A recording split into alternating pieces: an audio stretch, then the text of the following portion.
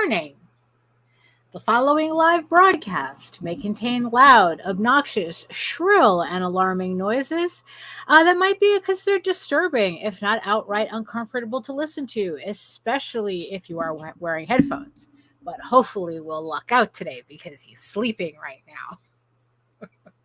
I share my office space with an African gray parrot and two parakeets, and I have no control over their behavior while I am live streaming, unlike my regular videos where I have the opportunity to edit them out as best as I can. If you are sensitive to loud, surprising background noises, I recommend not turning your volume up too loud or watching my edited, pre-recorded videos instead. Viewer discretion is advised.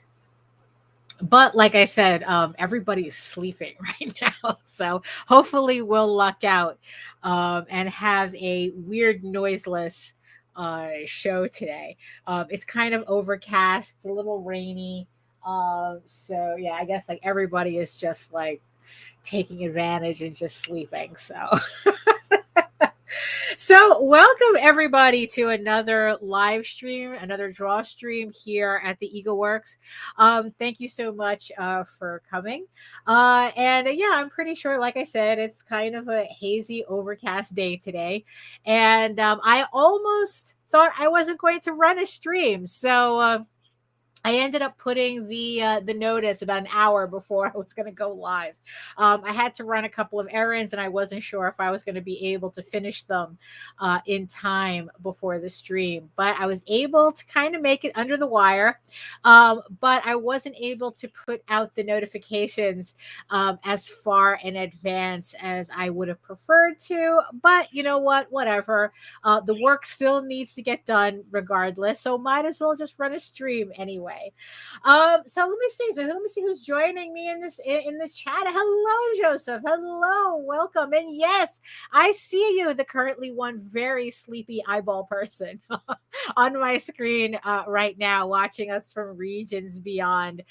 If you're joining me from Facebook, come on over to YouTube. Join Joseph in the chat. Keep him company while we do some artwork here. As you know, you've probably noticed by now, I don't stream to Twitter anymore because they don't even allow me to see your chats, your comments. So I didn't see the point of it. And Facebook has a tendency to act up. And, so if you want to have a direct conversation with me on the air, YouTube is the best place to do it. And Twitch, if you are joining us from Twitch as well. So thank you so much for everybody watching. And so I might as well get the introductions going. So hello, everyone. My name is Daphne Lage, and I'm a cartoonist, illustrator, and comic book artist from New York. I have been self-publishing comics since 1992, and you know what that means? You really want to know my process? Absolutely. Usually starts with a holla and ends with a creamsicle. And then if there's time in between, Thundercats. Ho! And I am known for the furry fantasy adventure Tall Tales, especially Tall Tales, or So I Thought, which is in its last 43 hours on Kickstarter. So make sure that you don't miss out on this first full color, hopefully first but not last, full color Tall Tales short story. If you've never heard of the series before, this is actually the perfect story to jump on. It's a self-contained short story called or So I Thought, and it is a prequel to the main storyline. So this would be the campaign to try it out on. So links are in the show notes below. And I am also known for my mature audiences medieval fantasy soap opera drama EGORAVEN, Heir of the First Unicorn, which returns to Kickstarter August 2nd with issue 7. Could you believe that? 7 issues already. I mean, I'm currently inking issue 8, and it's like, so it's like, I mean, we're just like full speed ahead. But yes, it returns to Kickstarter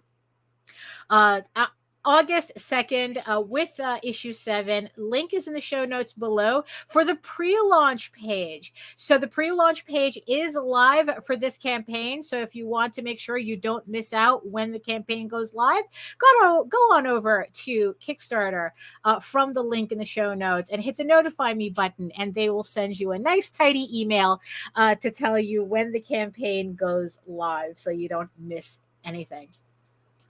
And I am also co-host with Anita Lanning on the Rage Into the Vlogs show every Monday and Friday at 11 a.m. on the Indie Comics Network.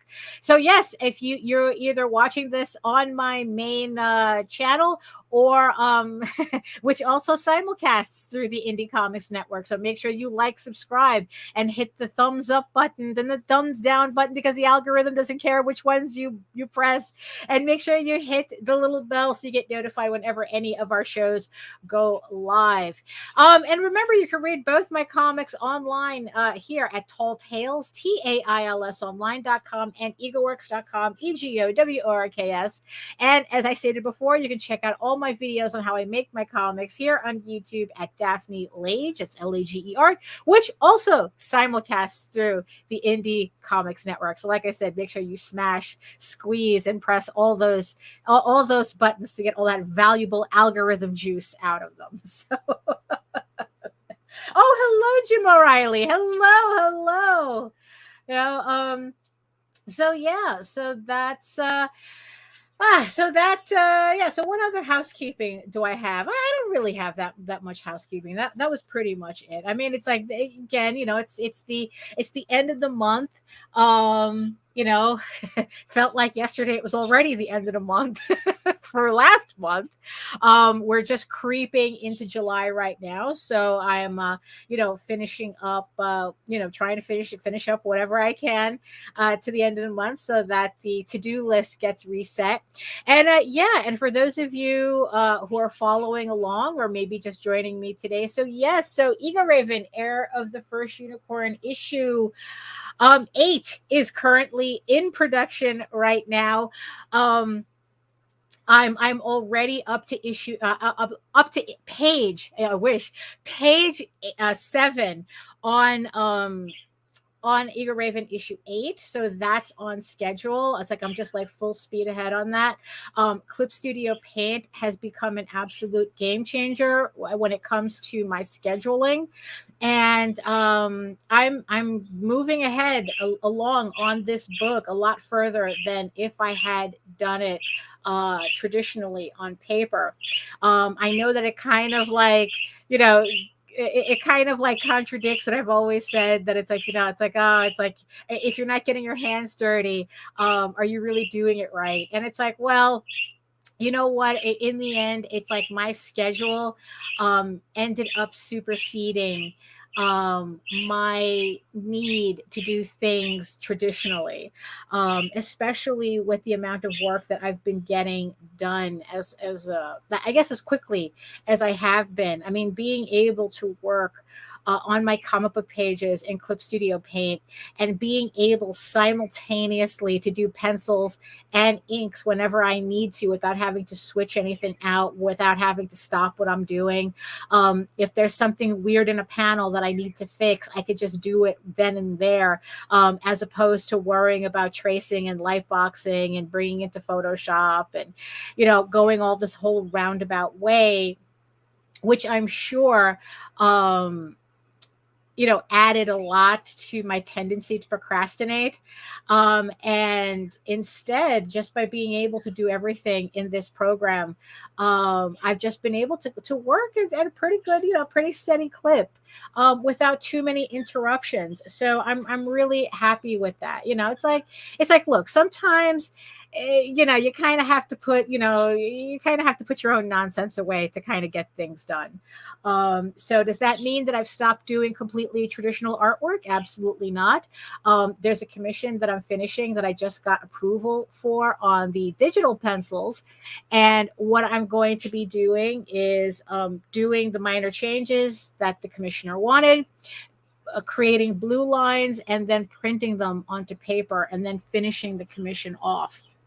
on paper, only to just bring it back into Photoshop so I can color it. But the traditional part of it, it's going to be traditionally inked, and whatnot. So it just means that I'm going to be doing a lot less of it as I continue trying to get all this work done in a timely manner.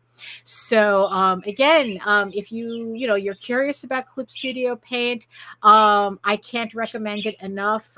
It was really surprising as to how quickly it took me. Like finally, when I got over the hump, how quickly I just took to the program. And really, it's like, and how suited it is for doing comics. I mean, this program really is made for comic book work. Even my tablet, my Wacom tablet, is working at optimal level because of the program working optimally. So I'm just really happy with that. So that's so that's in production. So issue 8 is in production. EGORAVEN, the Unicorn King's Daughter. That one is, the inking is also complete as well. The Medieval Unicorn Viking Slut Adults Only supplement is also done.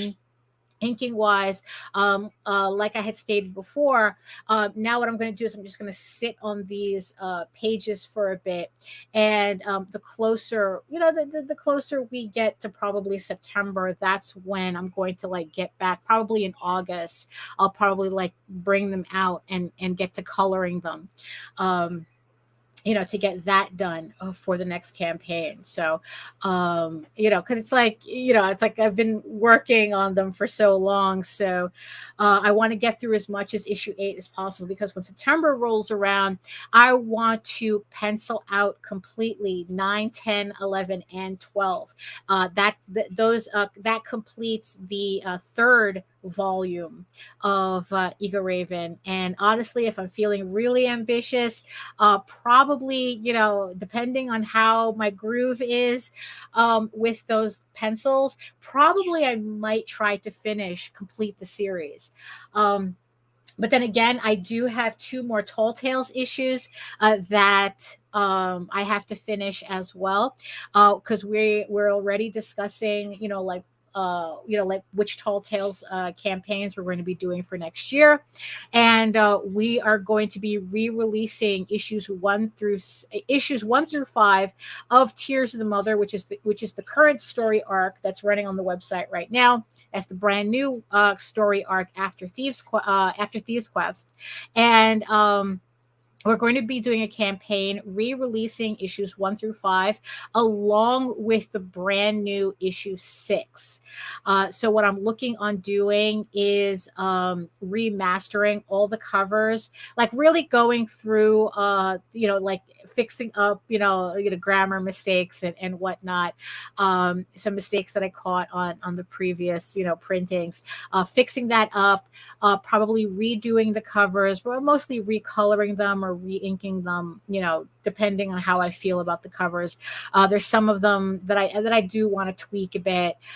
It's my older coloring style, so I want them to be consistent with the previous books that I've been putting out. So that's what I want to do with that. So that's also on the docket as well, because like we want to release those issues. I have issue 7 and 8 that I have to also do as well. And then it's like we want to put out the first trade paperback of that. And then hopefully by 2025, Jesus, we'll have the last trade paperback for Tall Tales as well, before we have to work on an entirely new story arc. Very exciting stuff. I mean, it's a lot of it just, that's why I'm always kind of frantic about the end of the month and resetting the to-do list. So so that's kind of, so I'm pretty much, I think I'm in good shape. Like I said, Clip Studio Paint has really allowed me to work more efficiently and more consistently than I was doing before. So I'm really, really happy with that.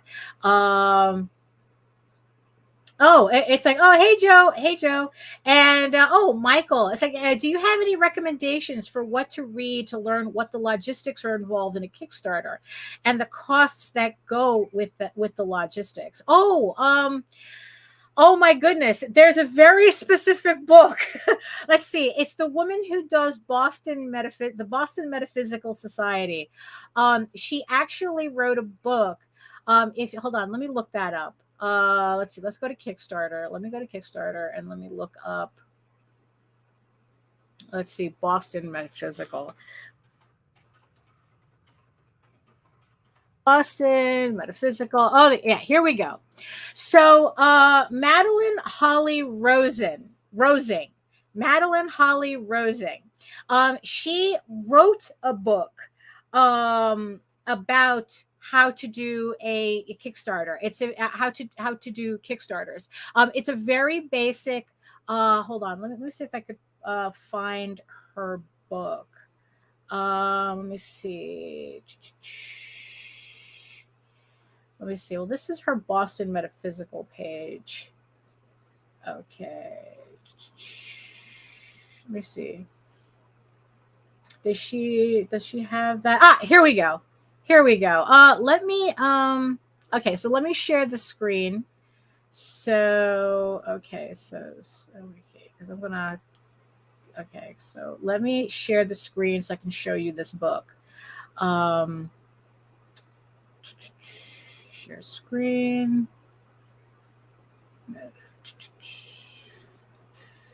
Here we go.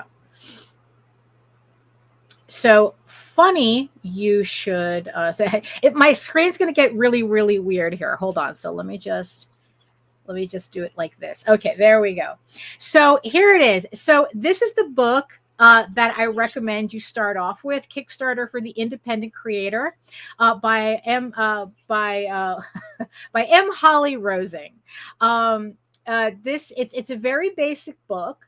And if you're just starting out on this, I would recommend getting this book. But also it's like in the end, it's like what I also recommend that you do too is look at other people's campaigns, see what they're doing. If you could talk directly with other people who have who have done Kickstarters. Well, I guess technically that's what you're doing right now, right? That talk to them as well if you have any hyper specific questions about that. But because you asked for what to read, it's actually right here. So Kickstarter for the Independent Creator by M. Holly Rosing. She does a whole bunch of Kickstarters for her book, Boston Metaphysical Society. So if you want to check out her, like what her campaigns look like and the type of books that she does, that I would recommend. I would recommend that. You see how easy that was? See how easy that was? Yes, it is. Yeah, you see, there's a book for everything, right? Someone's made a book. Also, there's this other book that I've also been reading, that I've also been kind of obsessing about. It's hold on, do I have it here? Oh, I don't have it in my in my thing here, but it's called the 1 hour the 1 hour content plan. Let me just make sure that I'm giving you the right name for that. So this is a book that I bought off of Amazon. I bought it for Kindle. Here we go. That's just that's the chapter that I'm on. Let's see. Where's my cover? Okay, so this is the book, the 1 hour content plan, that I've been really obsessing right now, which I think would be really good to to kind of like work with the other book as well, because it's like you could know everything about the algorithm for Kickstarter, but if you don't know how to market your own book, you're going to have a harder time with it. So this would be the other book that I would recommend for oh, hey Jens, hello. I see your comment. Hello. Lucky Neko. Yeah, so I would recommend those two books to start off with. Because I think that you could know all the rules about Kickstarter, but if you don't know how to actually talk about your own book and what to focus on, and like how like and who to market your book for, like I said, you're going to have a little bit of a harder time. So I say combine, so get those two books to start off with, and I think that you'll be headed in the right direction. I'm pretty the 1 hour content plan, like I said, I got it off of Amazon. I got that, and another book from the same author has a yellow cover on it. I just forgot what it was called. I think it's like the 1 minute marketing plan. I think the other one's the 1 minute marketing, and this was the 1 hour content. I got both of those books for $7 for the Kindle. Because Kindles are just a lot easier for me now. I mean, it's like, here I am. I used to talk a lot of shit about, I can't read stuff on my phone. I can't do it. I need physical copies. But ever since I upgraded my phone, I do all my reading on my phone now. So I got the two books on Kindle for $7. So, if you can get the both of them, do that. I'm pretty sure the other book is also, the Kickstarter book might be also available on Kickstarter, not Kickstarter, on Amazon as well. So, just make it easier for yourself.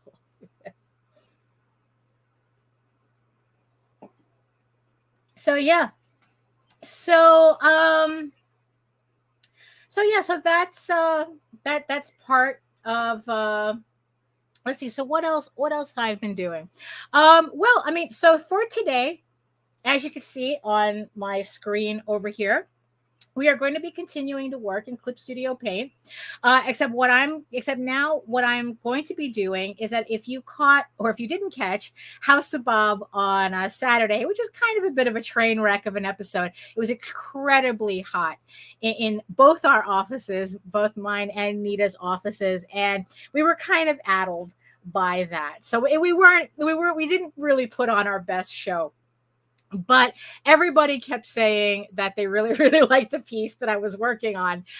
So I still needed to finish it. But because of this, because we're on more the general audiences side of YouTube, it is a censored version. So when I'm done with this with this variant cover, there's going to be two versions of it on the Medieval Unicorn Viking Select campaign. So there's going to be the nude version, and then there's going to be the kind of like the censored main version for people who just want to be able to collect the covers and have them out without their mom looking at them funny. So there's going to be these two variants on the campaign. This is the last cover that I'm doing for that campaign. I have a lot of covers, variant covers. If you're the type that likes to collect my artwork as variant covers, that's going to be definitely the campaign for you. I did a lot of what I think are really, really good covers for images for that campaign. That campaign launches at the end of September. So that's why it's like I still, I'm trying to get all this done as far ahead in advance as possible. So let me put my other window back. Let me see. Where's me music? Okay, there we go. Oop. Okay, yeah. So there we go.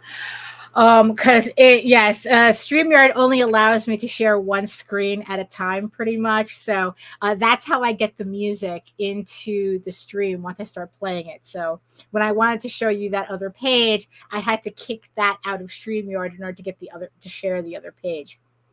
So I'm going to be working on, it's like we the royal we're going to be working on this cover today. Like I said, it is a fully digital piece over actual physical pencil. So I did the blue lines on paper, but I decided for efficiency's sake, and considering that my inking digitally has proven to be not any different than inking on paper, except that it's just, like I said, more efficient for me. So I decided to do this last cover completely digital. So as you can see, my main my main line work has already been laid down, and now I just have to continue building it up to the final inks. So yeah, so what I'm going to do is I'm just going to play a couple of bumps, switch over my cameras, take, drink some water, and then we'll get started on inking this piece. So yeah, so hold on, and I'll be right back.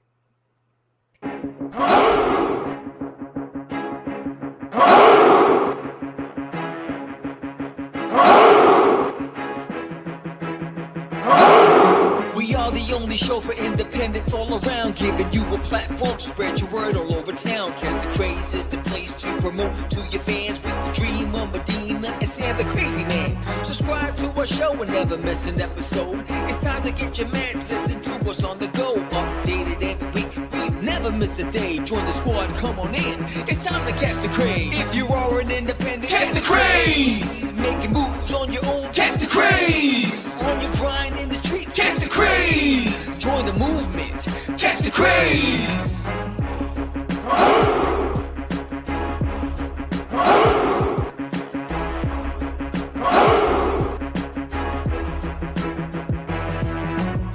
Yeah, George, we did it again.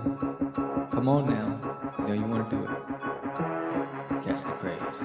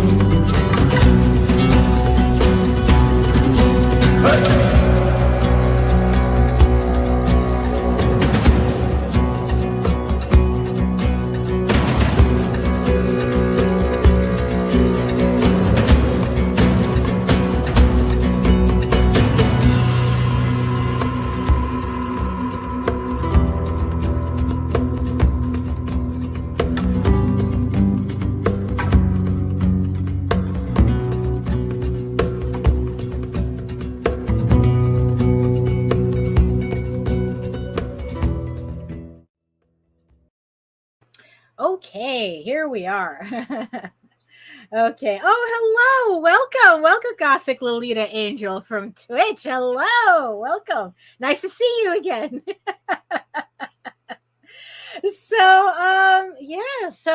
So here's the piece that I'm going to be starting on. So let me get the music started. So today's Epidemic Sound soundtrack is again going to be the Bonnie Grace playlist. They do most of the, I guess, like the best medieval sounding music that I've come across. And yeah, so they did a lot of music, and that's going to be our soundtrack for today. So, so let me make sure. Okay, so it starts. Okay, some of them starts off really quiet. So, like I said, I want it to be just in the background, just enough in the background that it doesn't feel like I'm competing with it.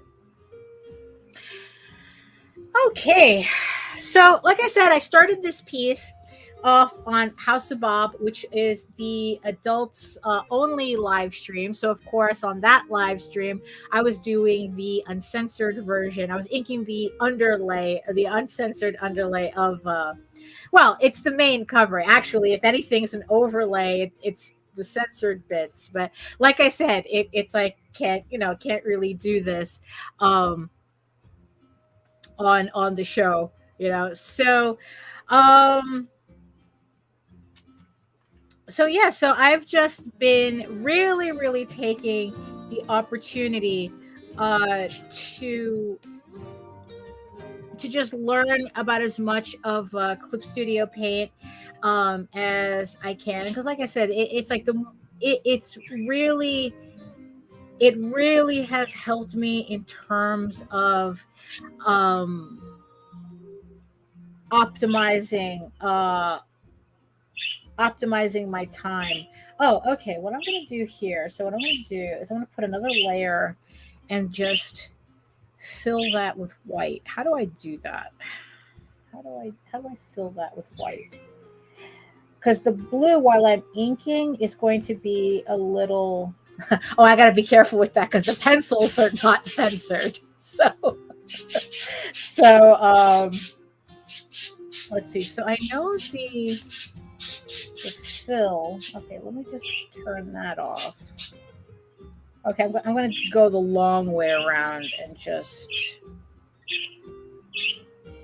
there. I'm still because I'm still kind of trying to figure out where. Okay, let me make sure that's covered before I do anything else. I don't want to accidentally knock myself off the air by having the wrong by having a layer turned off that needs to be on.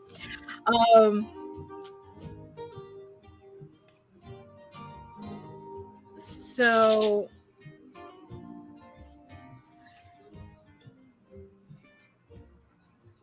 yeah, so I started, like I said, the pencils are a blue line that I did by hand, and then I scanned it in, and then decided that I was going to use Clip Studio to finish it off.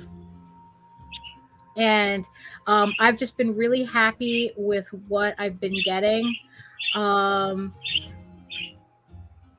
And yeah, I'm just really, excited to get more work done because of this, because it's like the faster,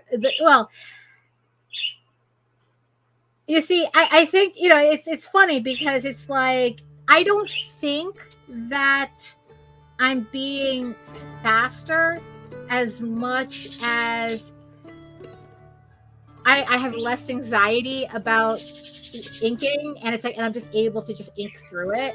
What I really liked about working on these comic pages for issue 8 is, like being able to do a whole bunch of things at the same time without feeling like I'm stopping. Like if I didn't like my layouts and I decided I wanted to do a different layout, I could literally just redraw the pencils, like redraw the panel right there. And then once I got it the way I wanted, I could just go back to inking without like missing a beat. And I think in a strange way that saves me a lot of time, because it doesn't trigger my proclivity to procrastination when I kind of get stuck. And I was watching these videos also on how to use the 3D models that comes in Clip Studio Paint. So that's also another thing. I know that'll be, I have a couple of crowd scenes I have to do. And I've been using, like clip art that I've been finding, just to kind of like get a group of people together and then sketch out what I need and then, ink that. But it's like, oh, well, wait a minute. Clip Studio has these 3D models I could have done that for. So I was watching some videos for that too. So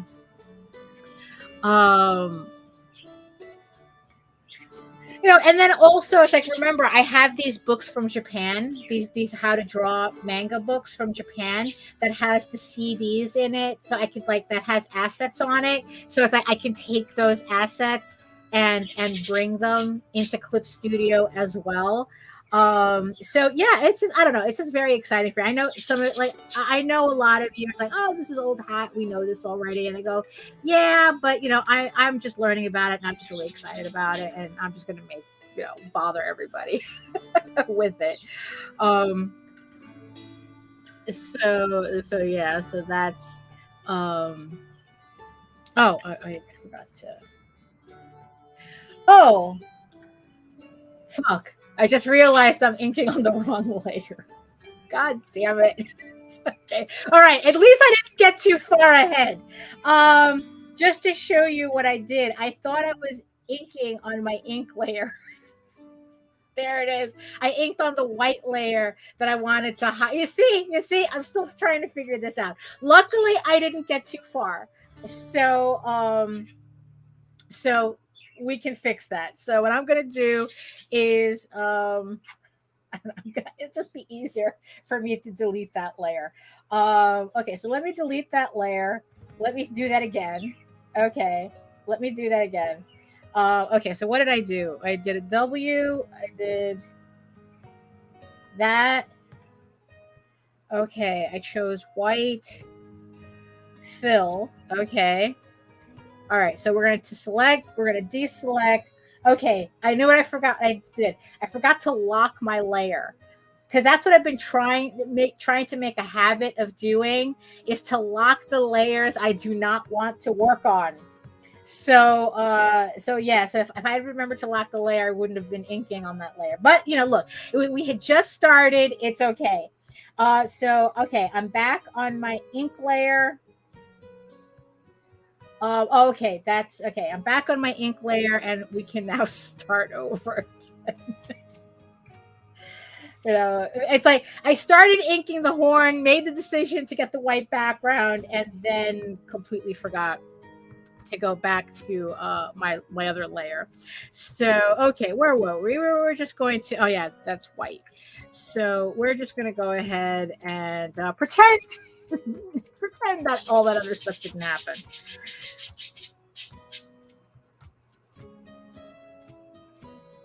Could have been worse, right? Could have been worse.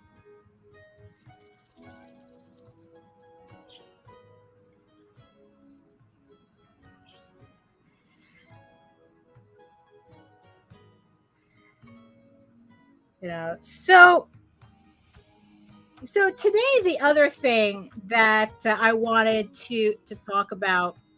So, as somebody, and I'm sure a lot of you also, know this as well. It's like, we have very sedentary lives, because it's like the amount of, if we're always working at a drawing table or whatnot, we have very sedentary lives, and it's very important that we take care of ourselves, because of that. It's I started half marathon training several weeks ago. I'm on week 5 of my program already. So it's kind of like every other day I'm usually running about 4 miles or something. It's just beginning to creep me up to 5 and 6 miles. Because you got to take care of yourself, sitting for this much, as much as I have really, really been enjoying inking and working on artwork. It's like I do have to stop and go do something physical.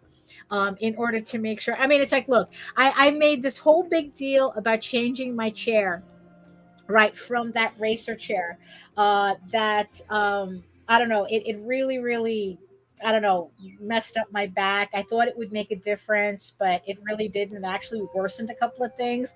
So I got this regular office chair off of Amazon, and now I'm at the point where I have another pillow behind me. It's kind of like, like every chair starts to create its own issue. Like there is no, like so far it's like that, like with that chair, I ended up hurting around here, like especially on the back of my neck.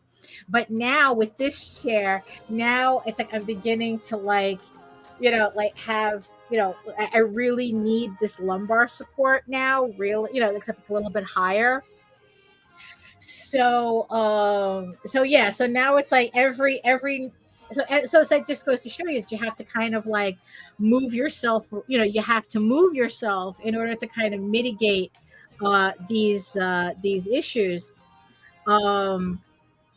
So like I said, I started marathon training and whatnot. So every other day I'm like outside. There's a park nearby that I'm always running in. And if it's one thing that running is really good for, or any type of exercise, especially when it's outside, is that I have a tendency to ruminate on issues and find solutions during this process, during this exercise process. It's kind of like how you have your best ideas in the shower, except for me, it's kind of like I usually have my best ideas while I'm running. So now the thing is, though, is that, it doesn't necessarily have to be an actual issue that I'm trying to solve. So this is what happened. So the other day, I'm running, right? Head is empty type of thing. And I'm listening to my music. And then the thought pops into my head. The question pops into my head. It's like, you know what? How does the magic system in the EGORAVEN universe work? What are the different classifications?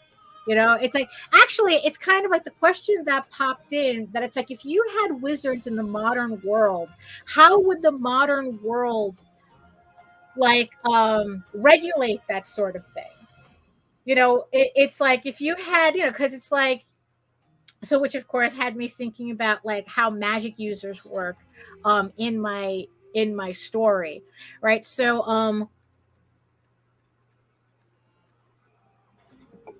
I went through this whole rabbit hole of the idea is that people usually don't want, when they say that they want things to be realistic, right? Like when we talk about realistic fantasy or whatnot, in the end, it's like what people are really talking about is that they're not talking about whether a fantasy world is historically accurate, in comparison to our, like they're historically accurate according to our knowledge of history, of medieval history or whatnot, that this is that and this is the other thing. And I think that what people really mean by that, it's not that they want things to be historically, they want fantasy to be historically accurate, but they want the rules of the world to make sense. They want the rules of the world to actually to create a believable environment in this fantasy that you're asking people to lose themselves in. Even though it's like you're, so you think about like the type of stories that you're writing, right? And it doesn't matter if it's completely fantastical, whether you're doing fantasy or superheroes or you're doing like a shonen thing or whatnot, right? The point, what people are looking for in terms of when they say realism is, do the rules of your world make sense? Do the rules that your characters, your environment, your world function under, that your characters are reacting to, do those rules make sense in the context of your world? Not necessarily is it realistic to the real world. Is it realistic to your fantasy world, into the story that you're telling. And I was really, and I kind of like really grasped that concept when I watched The Witcher for the first time. Because the fantasy elements, I mean, there were some episodes that they were almost like satire. I mean, sometimes I wondered if The Witcher really is more of a satire of Tolkienist fantasy, because like there were just like there were just some things that it's like that were being done in the story that it's like, oh, and made me go, oh wait, you could do that. You mean you don't need to like be absolutely, like historically accurate? Does it mean literally historically accurate? Like there was this one wiki page that I came across where they were talking about like all the different things that appeared in The Witcher as canon, but how historically they were like hundreds of years apart. Like technically it wouldn't have, like something as innocuous as vodka, and that's like, oh well, vodka, if this is supposed to be in the 12th century, vodka wasn't really created until like 200 years later or something. But in the context of the world of The Witcher, it doesn't matter, because its inclusion is so seamless that there's no need to get involved with that type of niggly detail. So I started really incorporating that idea into my work, where it's like, if I wanted Swedish fish and coffee to be available in my 12th kind of like pseudo 12th century world, I was going to have Swedish fish and coffee. In fact, I have a character in issue 2. There's a character who buys Swedish fish at the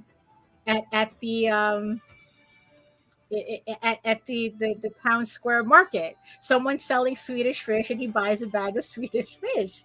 And it's like, it doesn't matter that Swedish fish is a candy that exists now. It doesn't matter.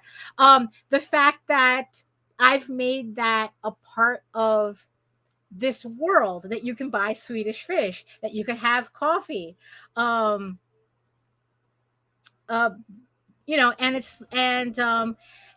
the idea is that, well, why not? It's like, it's such a little thing that it's not like the story hinges on it, but it's just something, fun that I wanted to do. And I decided that it's like, yeah, I'm going to have a character who likes Swedish fish and coffee in this pseudo 12th century environment. And also, it's like there was another movie too that kind of got me thinking this way, but it wasn't until I saw The Witcher that kind of brought everything together. If you guys remember Heath Ledger's A Knight's Tale, where it's, kind of like this whole 12th century story, but with incredibly modern elements. I mean, the movie opens with a Queen song, with every, they're watching jousting, and and the crowd, a medieval crowd, is chanting, "We will rock you." But it didn't look unusual. Why? Because so it's like, because the movie opens up establishing these are the rules of this world that you're watching. Yes, it's 12th century, but it's very, very modern. It has very modern aesthetics. And because they automatically start off that way. They set your expectations. So when other little things like that start happening, they have, a ballroom scene where it's like a David Bowie song comes up. You don't think it's strange by that point, because it's like, yeah, of course, this is in context of what they've established. So this is where my wizards come in. So I'm running, right? And I started thinking about, it's like, well, if part of the longevity of my story is that we do get into the modern age and magic still exists in the modern age. Sorcerers still exist in the modern age. How would that, what would that look like? Like, how would that function? I mean, would wizards be considered like kind of like a form of weapon? It's like, would using magic be regulated like guns? Like, depending on the level of magic user that you are, would you have to have a permit? Would you have to register yourself? Would there be would there be like some kind of organization like the FBI that only keeps an eye on magic users and magical creatures? It's like, so that's kind of like what I started thinking about when I was running. And then it's like, yesterday I came across a video by White Manga where he was explaining the magic rules in his world, for Apple Black, his comic. And and I just found it funny how that I mean, either the computer is snitching on me, or it was just pure coincidence that would be the video that would pop up. So the thing is, it's like, so I had to like kind of like go back. Well, it's like, okay, how does my world right now in the series, in my series EGORAVEN, Heir of the First Unicorn, right? We have the 15 issues, that's done. And it's like, but how did I establish how magic works? What did I do already? And when I was looking through it, I realized that I had kind of already set the foundation for that world building for that particular question. I just didn't know I was doing it at the time. I just thought that it was something that kind of visually made sense to me, but I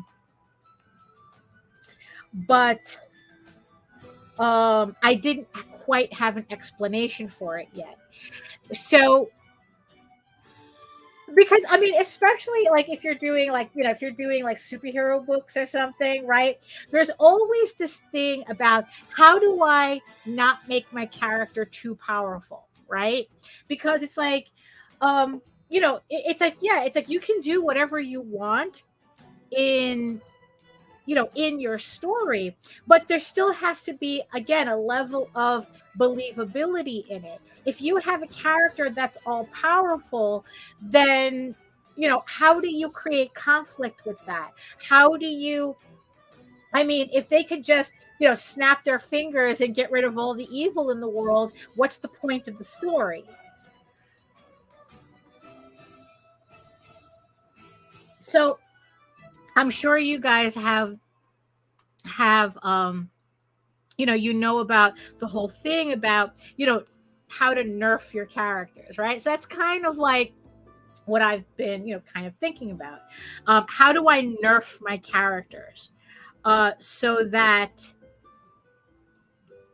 it's like you can't just magic your way out of anything. It's like, so what is it? Okay, so it's like, if magic exists in this world, but at the same time, it's not like it's not like you have wizards on every corner having a battle. It's kind of like, magic exists, but it's not really, like in your face. Now here's the thing. It's like, okay, how it's like, so what, it's like, so what are like the initial rules? Okay, so what I thought about was, like healing magic.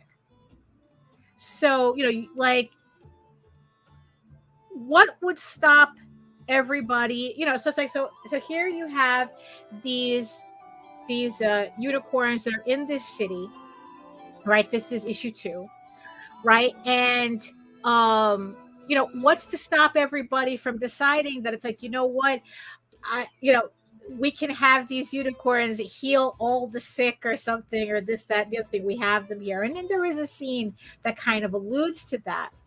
But what kind of stops everybody from from going in that direction?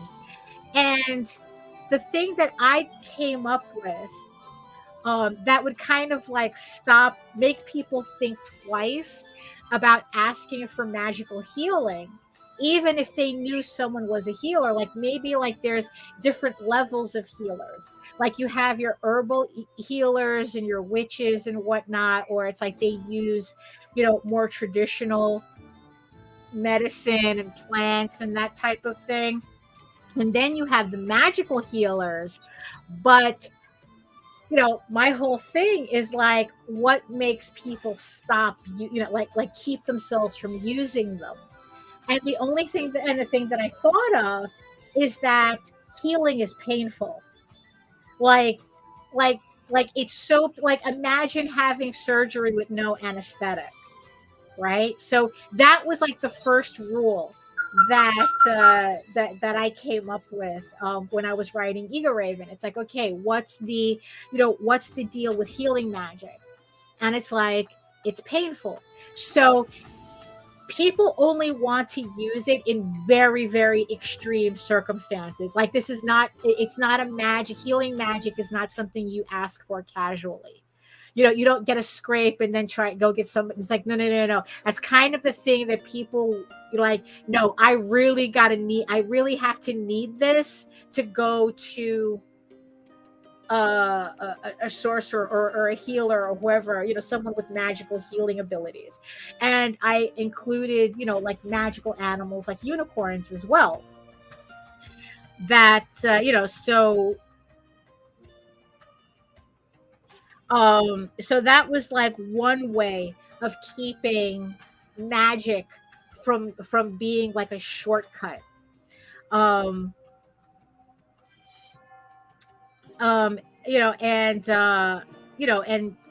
not getting in the way of any like storytelling conflict. Because again, it's like, you can't magic your way out of stuff. That was kind of like the thing that I wanted. You can't magic your way out of things.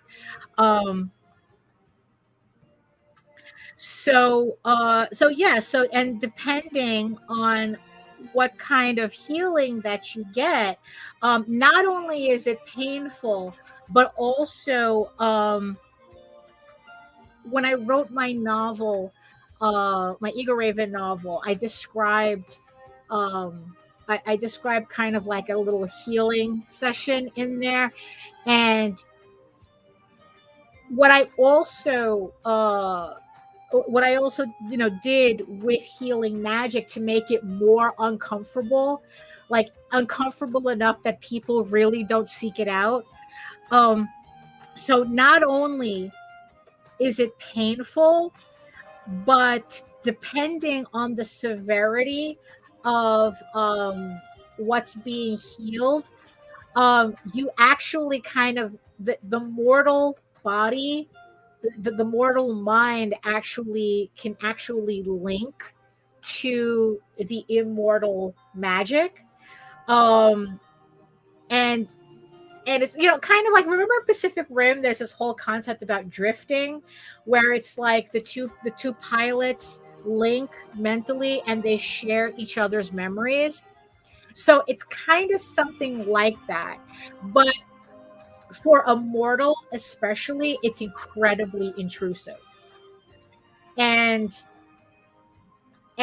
that could have really adverse reactions um, to the person being healed.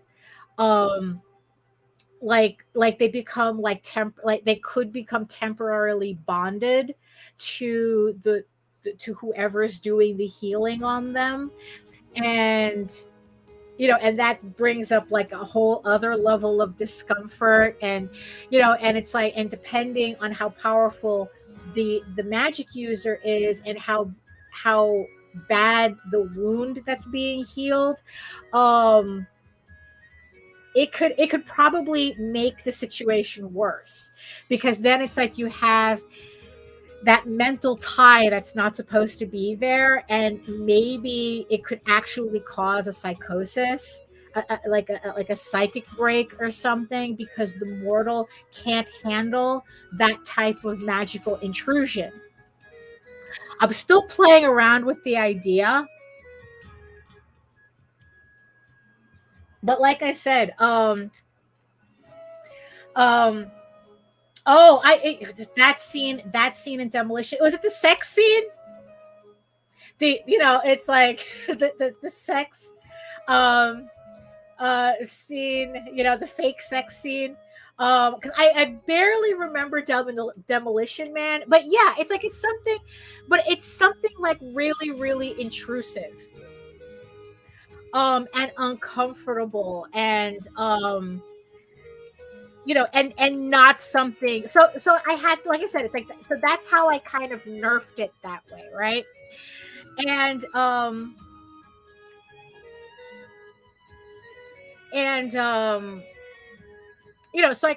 so that's so that was like one angle that I was playing around with in terms of magic, right?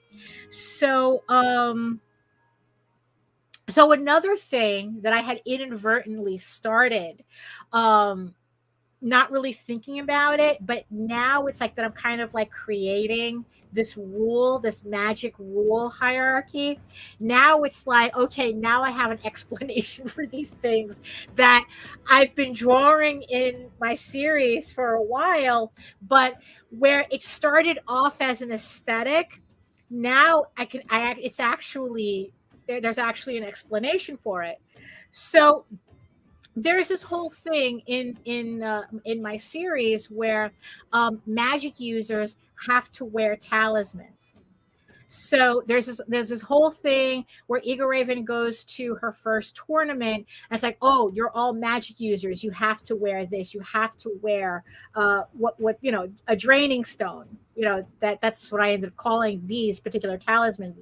So what it does is that it blocks the magic user from using magic, or at least that's the idea. So so that I already explained in the book. I knew that I had something, right?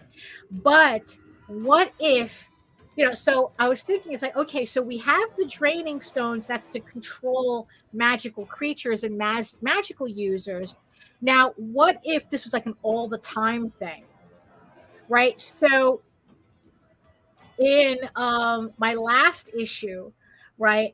So in my last issue, I reintroduced Desmond, who's my wizard.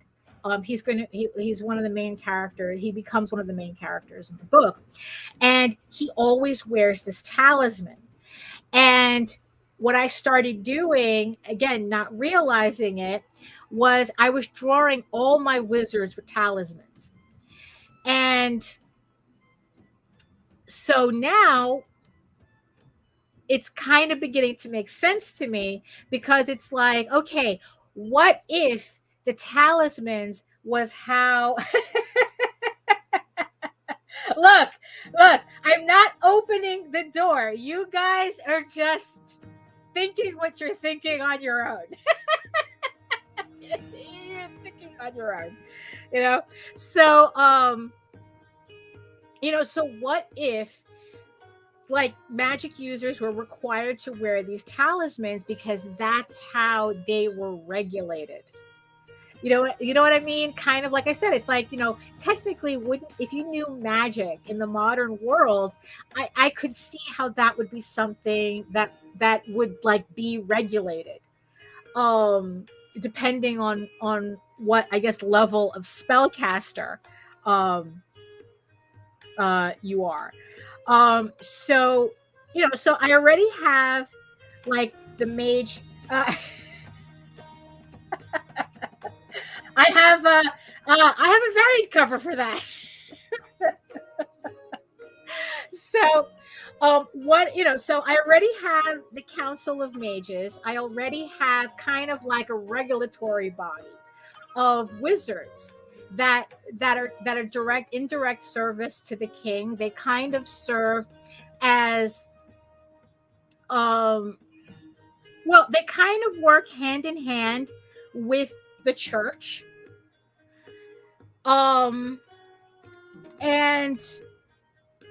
I think that, and it's like, and I always, and it's like, okay, now I kind of have a reason for them. What if their whole purpose, like I said, they're the governing body, right? So these talismans that if you are a magic user, that you have to wear, because if they needed to control you, they could. Like that was their way of like, okay, not only are you kind of announcing that, like that you're a wizard because you have this talisman, that also in case of an emergency, the governing body can control you through that amulet. So I'm still working out the kinks in that, because again, it's like it all started with me trying to figure out how does this relate into the modern world. And here's the thing too. What's funny about this is that this really doesn't affect much in my story. This is in the way it's written right now. I just it's like, this is just like, I'm just trying to clarify the rules so that if I ever came across another opportunity to write about these things, then then it's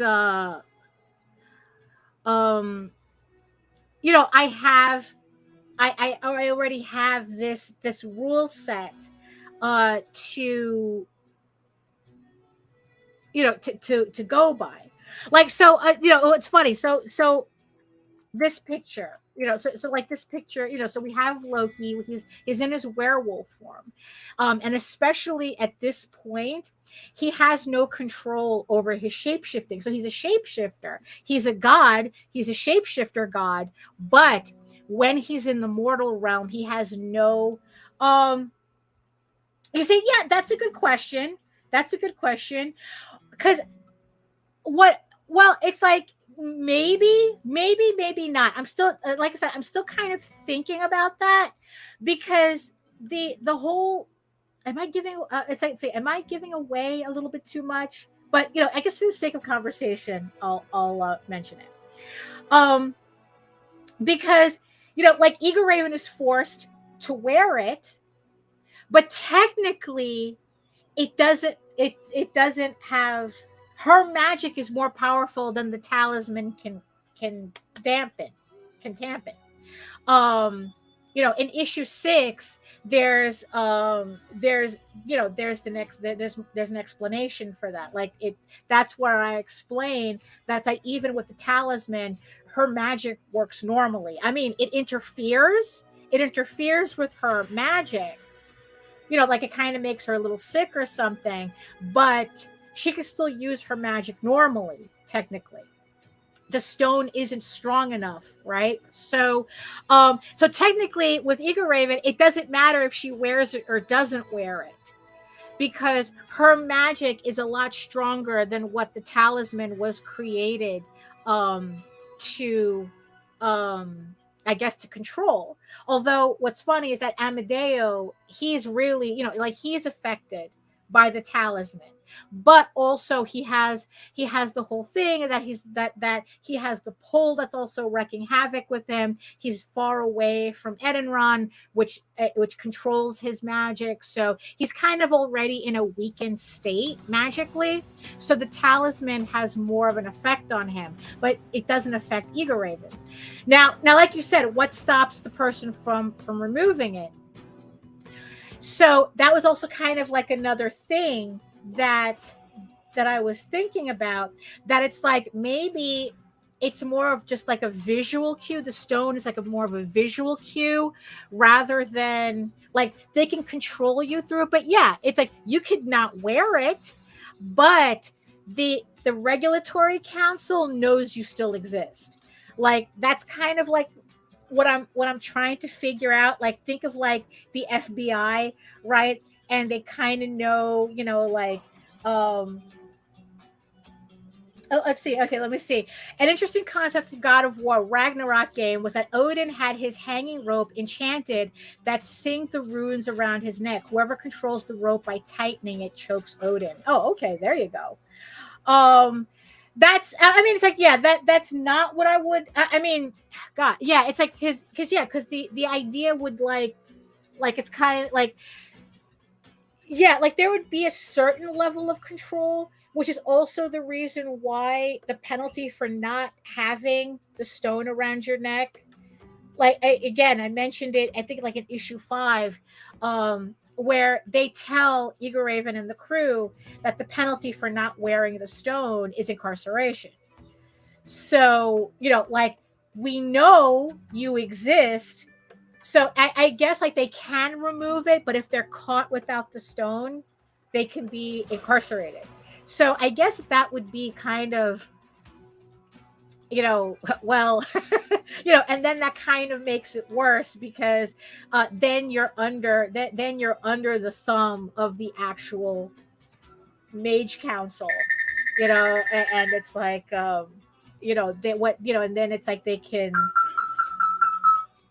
they can work directly on you, I guess, if they had to.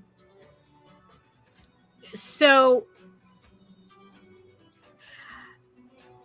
so what I was about to say is that, when I introduced Loki and Eros into the canon, right? So the first thing that I did is like, again, it's like, these are two gods, right?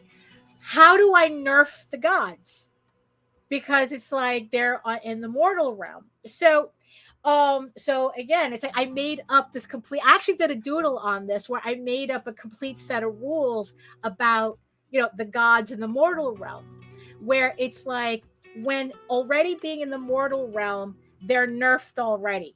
They don't have complete access to their powers, whatever those powers may be, right? Whatever makes them god powers. I don't know. But they're nerfed already in the mortal realm. So when Eros and Loki end up in the mortal realm, they're not all powerful. They can't. It's like they would have to return to their respective realms, god realms, to be gods. But here they're not. They're just, I guess it's like they're the equivalent of like being above really powerful wizards. But but also at the same time, they're not announcing that they're gods either. When they're in the mortal realm, it's just like I said. So here, Werewolf Loki, when we first meet him, he has no real control over his powers. So actually, him being a werewolf is actually kind of like a more weakened state for him because it's not his main body. It's not his, it's not his body technically. He was banished from Asgard. He's in the mortal realm and he's kind of trapped in this very limited. He's not even he's trapped in not even his own body.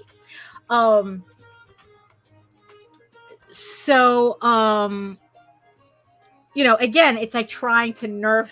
How do you nerf a god? You know? And right. So for the gods, so I came up with these rules that when they're in the mortal realm, like one, they don't have full access to their powers to begin with, right? And depending on depending on whether they're near, they're more powerful when they're on sacred ground that's consecrated to them. But if they're not on consecrated ground, they're in an even more weakened state. So so they can't travel freely. So the further, like to take Loki as an example, you're sitting, it's like you're sitting with the magical Fernie paradox by introducing a great filter. Oh, interesting. I got to look that up. The Fernie paradox. Well, yeah, I mean, a great filter. Yeah, I mean, because like I said, I don't want anybody to magic their way out of anything.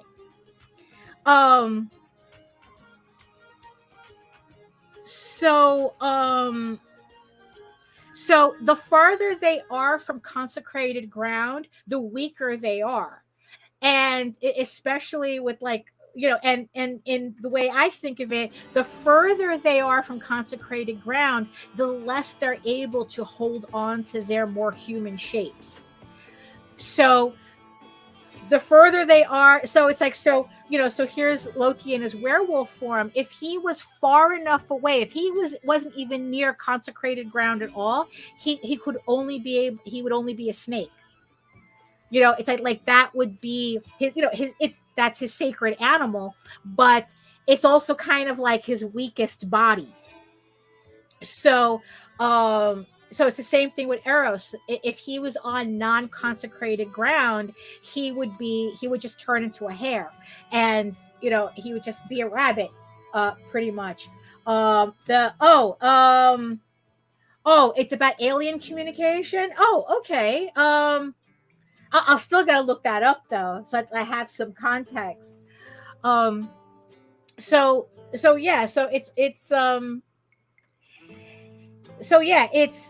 like, like creating these weaker states that they're in, and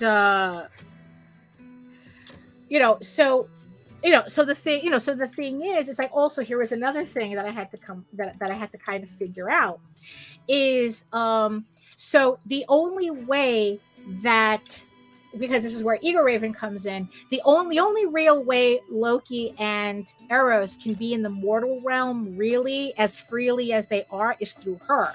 So what it is that they're both, well, she's bonded to them, but what is really happening is that their magic, all three of their magic is intertwined with her.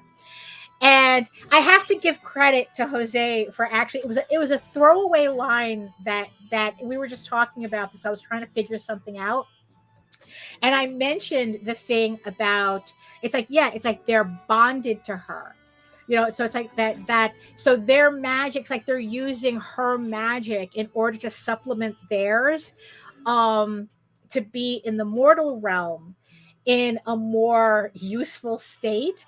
But the thing is, though, it's like the only reason it works is because EGORAVEN is strong enough magically to be able to handle god magic.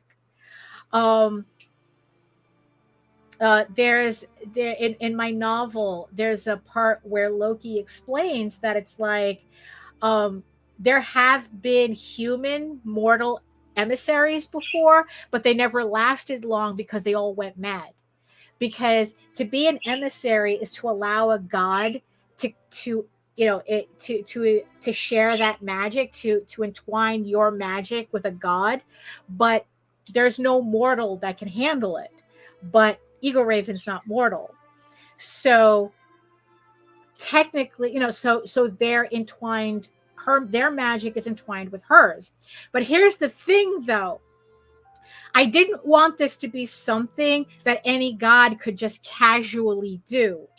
One, it has to be done with permission, because what they're actually doing, and again, like I said, I have to thank Jose for this idea, is that what they're actually doing is possessing each other. And I was kind of playing around more with that concept where if they wanted, I mean, if Loki or Eros wanted to be real dicks about it, they could literally force EGORAVEN to do whatever they want by completely possessing her. But they don't do that, because the reverse is true too. That if she wanted, she could take from their magic and actually manifest as them. She could technically do the same thing to them. So it's not something that not even the gods want to play around with. That's why it's a really big deal when a god allows another god to bond with them like that. Something like that. Yeah, it's like they're sharing the same mana pool. Yeah, something like that.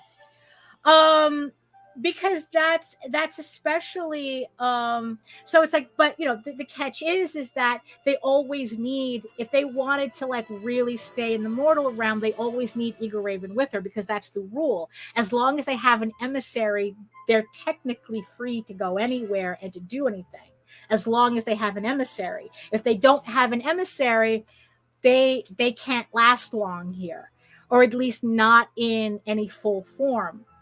I mean, Eros especially doesn't like being in the mortal realm. He's only in the mortal. He only spends as much time in the mortal realm as he needs to, and that's only because of these two assholes. It's only because of EGORAVEN and Loki that it's like, even though Eros is EGORAVEN's first patron god, it's like, it's when Loki gets involved that's like, fuck, I got to spend more time in the mortal realm. you know? Because they're both bonded to Eros. And there's a story that I'm percolating where that becomes an issue, or at least that becomes an issue with Eros, on Eros's side. That becomes an issue because, like I said, it's a big deal because it's dangerous. It's, because it's like you can have, the god, it's like you're literally taught, I mean, they can possess each other, and it's not a good idea for gods to do that, to be able to do that. So again, it's like, okay, so how do I make this uncomfortable for everybody? Yes, I think so. He is the straight, he is the straight man by not being completely straight. Yes. Well, the three of them are not completely straight anyway. Yeah, but yes, Eros is the straight man of the group. He's kind of like the one, he kind of has to like, he's the guy who has to keep everyone's shit together. Because Loki can't get his shit together. And EGORAVEN's like, what the fuck? I wasn't supposed to be here. But the thing is, though, also part of it too, the thing that I haven't figured out yet, although I had made a comment on one of their bios, is that the reason those two are involved with EGORAVEN is that they're both being punished by taking care of her. So it's just figuring out what they're being punished for. That they have to, it's like, okay, you two assholes did something, so now we're going to punish you by forcing you to take care of the emissary. So again, that's another way I'm kind of like trying, like figuring out, it's like, how, what are the rules of this dynamic? So would help if I continue inking as I'm talking, right? So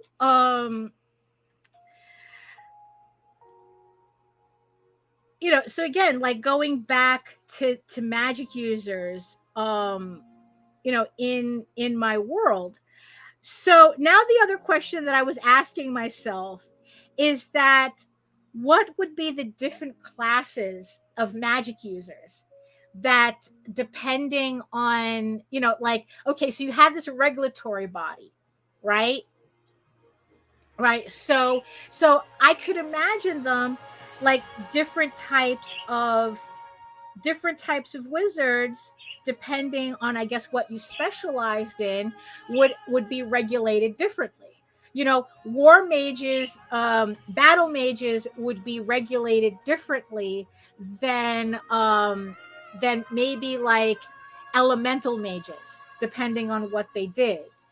Because it's like you're not going to treat a guy, a wizard who can do fireballs, who can, do projectile, magic. You're not going to treat them the same way as someone who can, like, they can grow plants faster.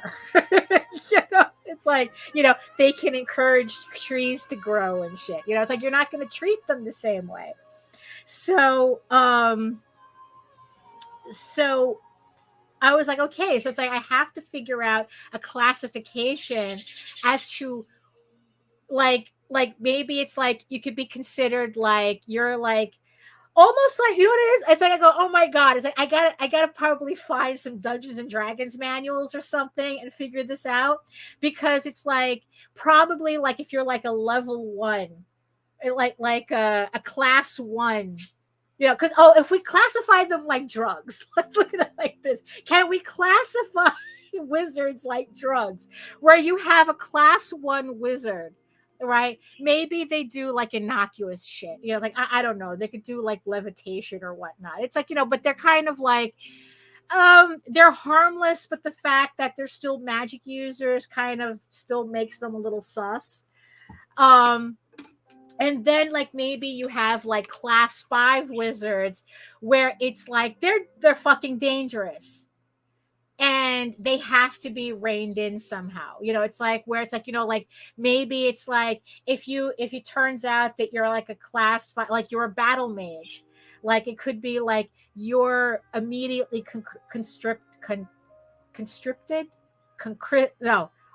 you're forced into the military. conscripted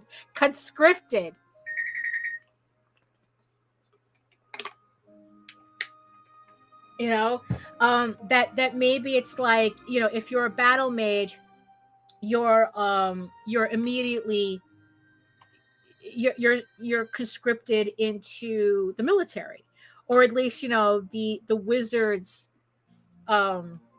pretty much you become a direct, it's like you're military at that point. You're automatically military, because now it's like you're put into the service of the king. It's like your job, if you have this level of magic, you're required to protect the realm, type of thing.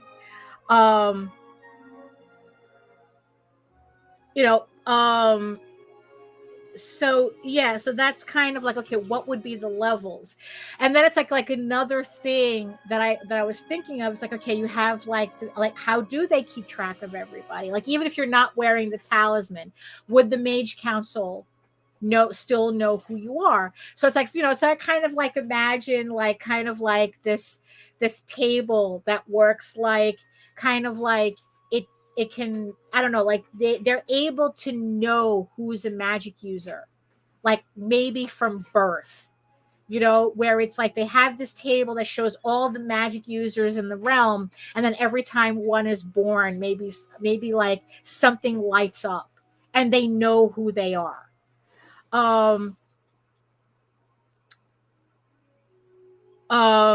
There was kind of something similar that happened in The Witcher, if I understood it correctly, where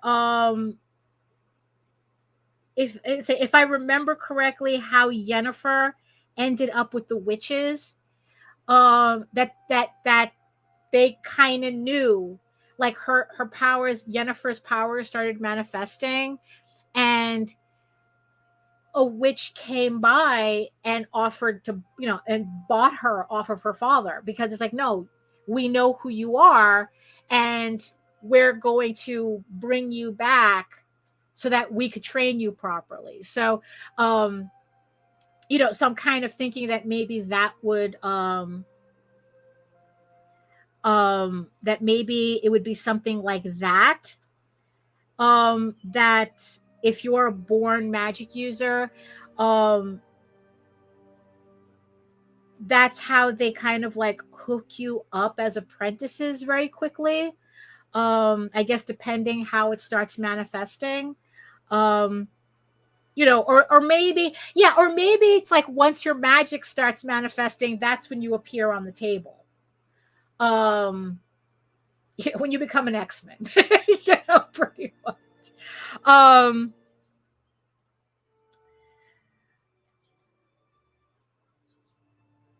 You know, yeah, it's like, let me see. Let's see. Using a familiar proxy, a high-level mage can scry the information remotely and confirm the person's a mage, or they can trace magical residue. Yeah, yeah, kind of, you know, kind of like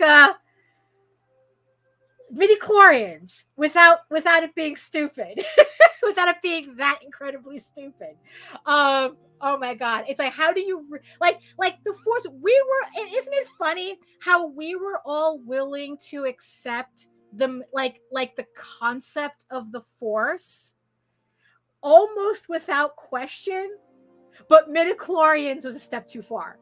Like you see, and that's the thing too. It's like, how do I, you know, it's like, how do I explain it without going that step too far that it just becomes ridiculous? Now you're overthinking it, you know? But yes, something like that.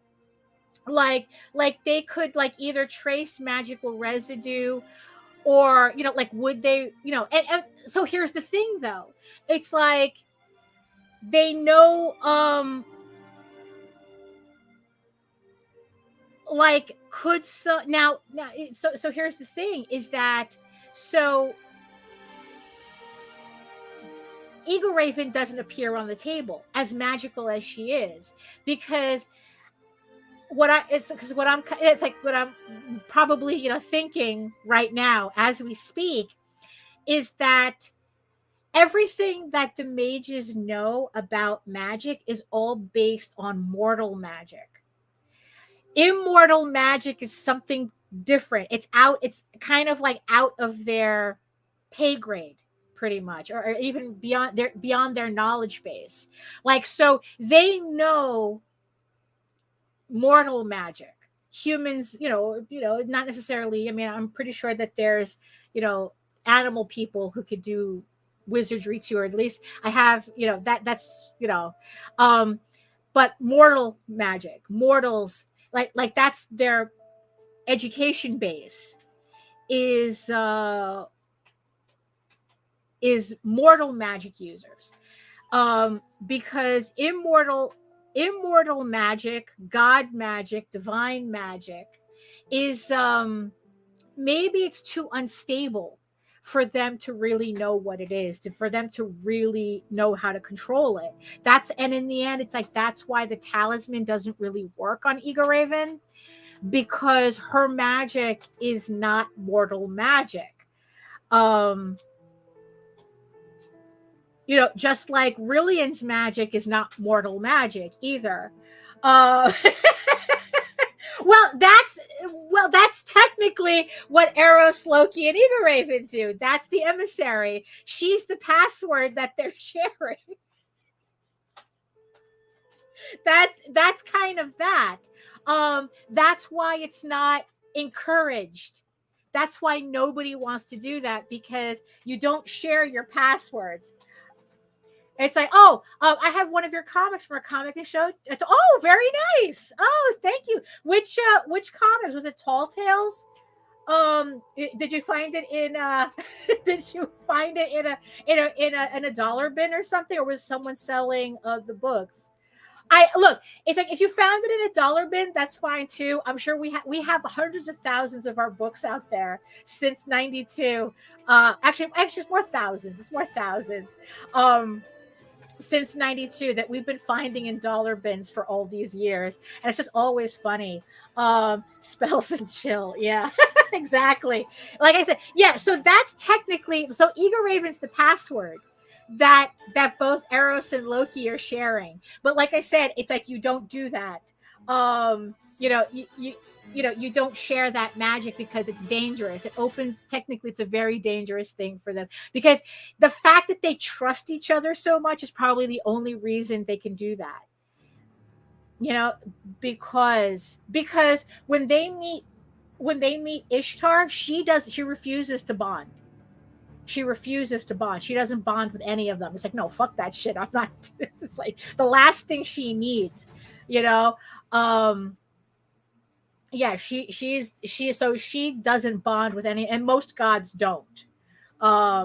It like I said, it's just them. It's like, oh yeah, what the dollar bins. Yeah, no. Yeah, look, we've been printing books since 92. And it's like, yeah, it's like we have a friend who when he goes to like comic book stores and whatnot and conventions, when he sees dollar bins, he he goes through them, and if he finds any of our books, he buys them. And he has a whole stack of our books that he's found in dollar bins. I mean, it's just so that's why it's like, if you found our stuff in dollar bins, it's like it's like cool. The fact that the books are still floating around after all these years. Which ones did you find? Was it one of the more recent ones from Kickstarter, or did you find like one of the older ones from back in the day? I'm curious. I'm curious as to which one you found. Let's see. Let me see. Oh, this damn innuendo cleared everything up now. We should keep using and build on that euphemism. Which one, Jake? Which one? The password? Because that, honestly, that's a good one. That's exactly, I mean, it was funny. I didn't think of it like that, but you mentioning like that is exactly, that's exactly what's going on. So, so that's why um and let's see. So yeah, where did we leave off? Magical levels. So right. So immortal. Imagine not paying for premium magic. It's true. It's true. It's true. That's why, and I think that's why that becomes a source of conflict. Like I said, there's a story I'm percolating where that becomes a source of conflict. And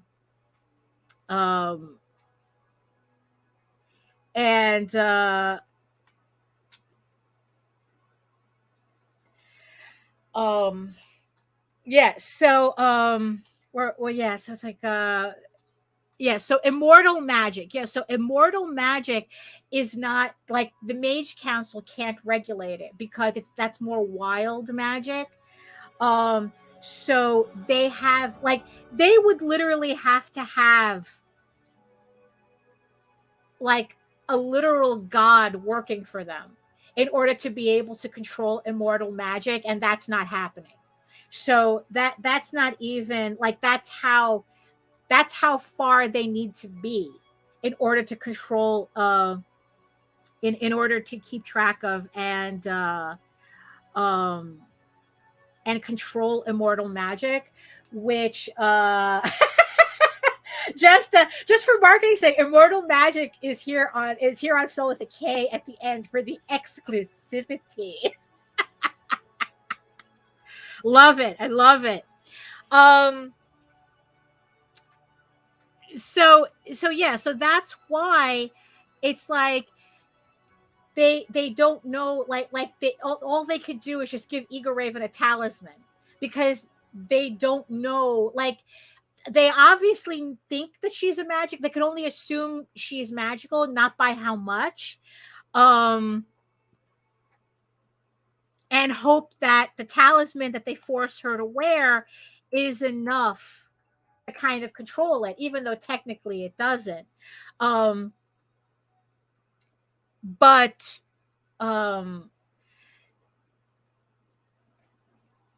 it's yeah. So it's like So it's just like trying, um, to figure out all these rules. And there's just coming a point where it's like, maybe I need to talk to somebody who's like a dungeon master or something. Probably, maybe I should, because Jose used to dungeon master he used to be a dungeon master for like years. So I might have to talk to him about, buy now and get a free draining stone. Yeah, but I think that's kind of part of it, right? That it's like they recognize you as they recognize you as a magic user, and right off the bat they have to have control over that, because it's like, well, we don't, it's like a wizard can easily become a weapon of mass destruction, essentially, depending on, just the chaos that even just a low level magic user can do.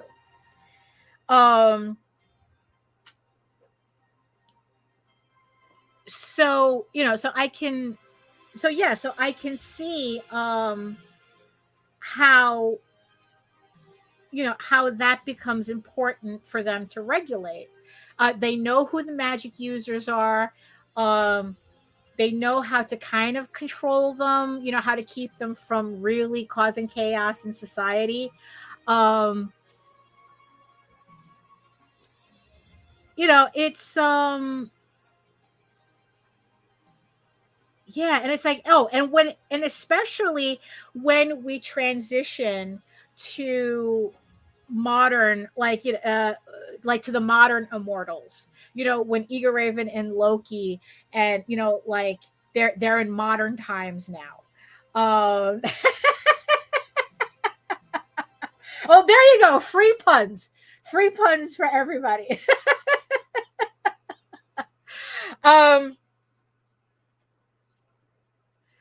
All the puns you can flip tables for. Puns never go out of style. So when, so it's like, okay, so how would this transition to the modern world? So if we have this regulatory body, right, there's, so it's like, so you would have kind of like the magical equivalent of the FBI, and then you'd have probably smaller departments in local, police departments or something that would specifically deal with magical creatures, or like lower level wizards, or regulate lower level. Be wary of wizard's wrath. And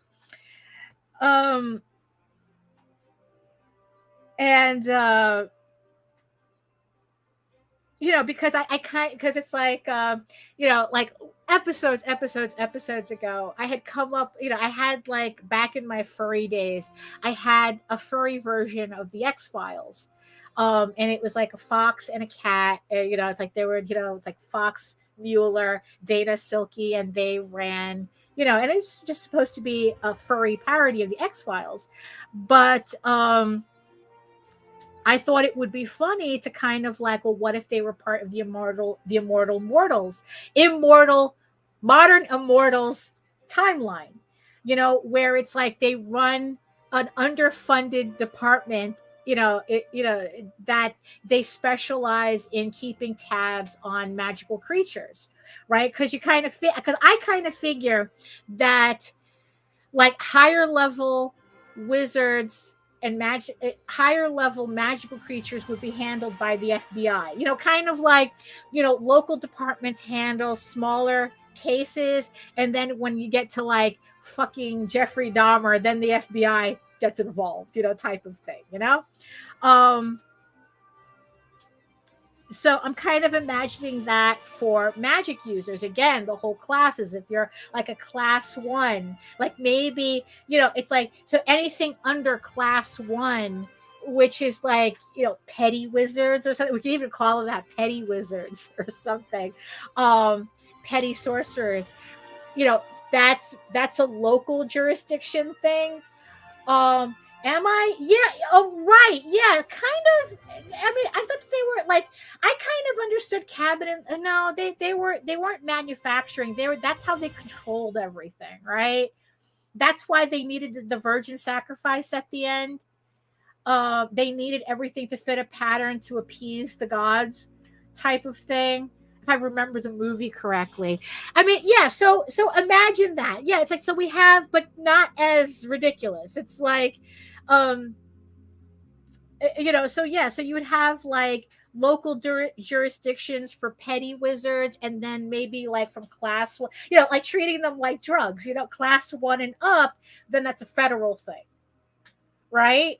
So it's like, so in the modern world, so if you have this setup, where would Loki and EGORAVEN fit?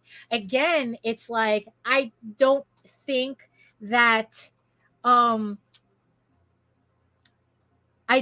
that even in all these years, I don't see like wild magic, immortal magic still being like probably there's more awareness of immortal magic, but it's still not something that they can control. So I can imagine like Loki and EGORAVEN having to be registered as like maybe like lower class mages, just so that they're in the system, but they're still not something that can be really regulated or controlled. Um,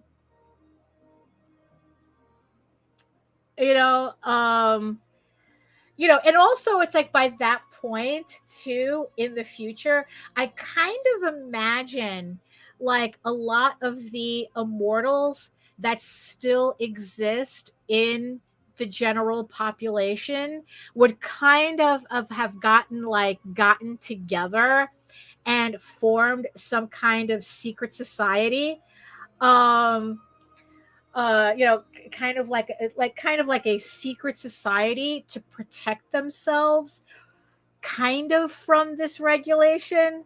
I'm kind of like visualizing something like that too.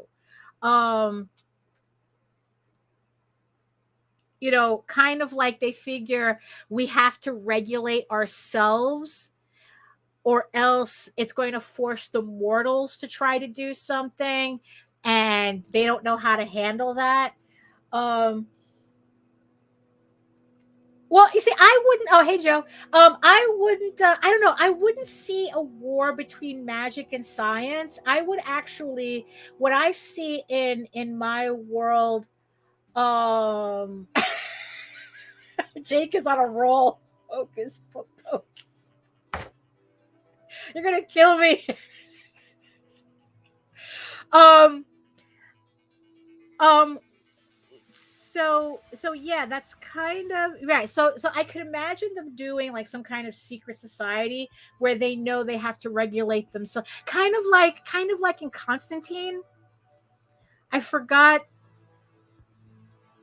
that club that Constantine, when he has to read the tarot cards, he has to like predict the card to be able to get in. Um, Kind of like that, where it's like they know that they have to like really, to have this organization in order to continue surviving, or else, like I said, the mortals try to get involved and it's not really a good idea. um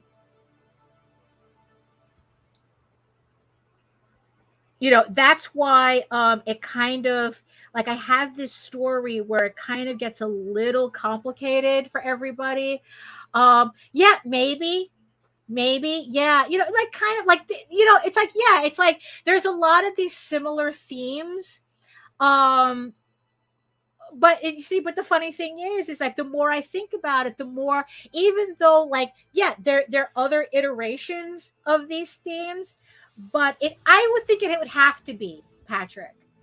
It sounds like a highly regulated guild. I would think it has to be, because like I said, it's like there's already this regulation in like for mortal magic, and the last thing they want, the immortals want, is for mortals to think that they can regulate immortal magic too. Like how do you, it's like, how do you regulate gods? I mean, you don't, you don't do that. Um, and I kind of see, like, again, another story that I'm percolating in the modern immortals thing, storyline, where vampires become a problem, because vampires are like they're immortal, they're the immortal undead, and they try to come back into the mortal realm, and it's up to the immortals. And so the immortals team up with more mortal sorcerers to fight off this menace. I'm still working on it. It's very, very rough.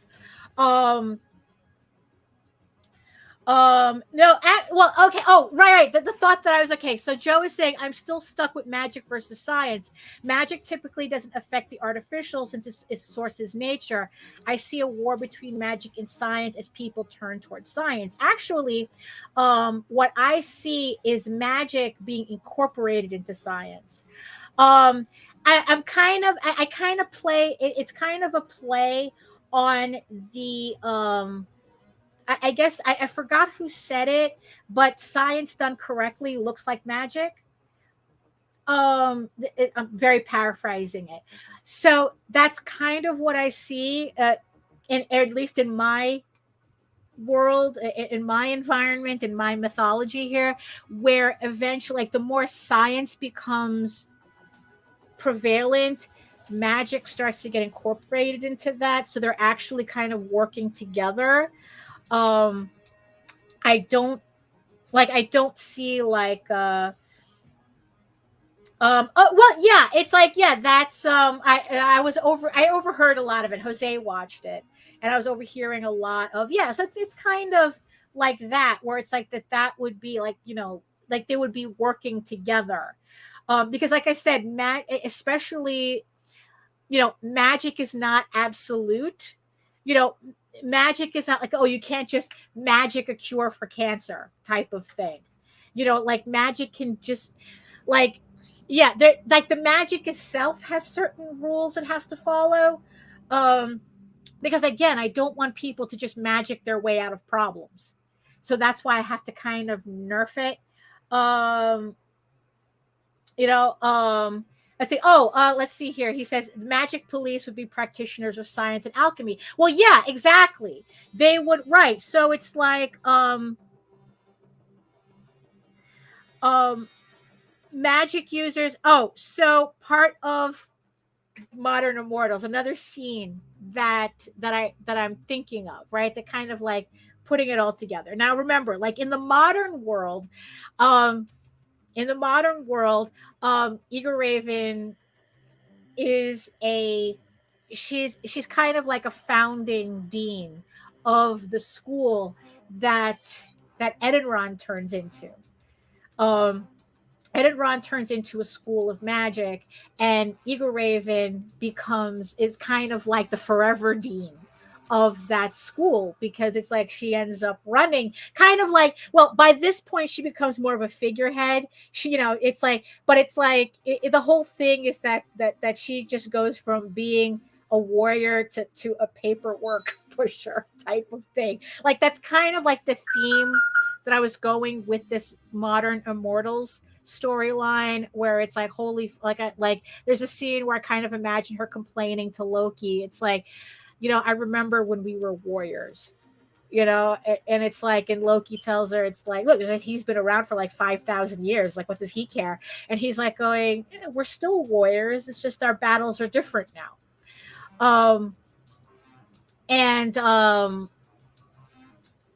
And it's like, and it kind of like goes into this thing where it's like these vampire gangs are trying to like start literally a war between immortals and mortals.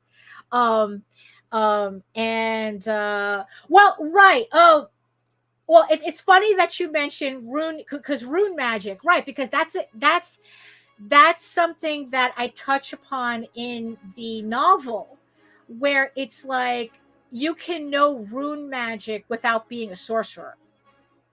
it's like as long as you know how to write, it's like as long as you write the, do the right combination of runes, you can actually activate spells. But it doesn't make you a sorcerer, because it's like it's the runes that are magic, not the person.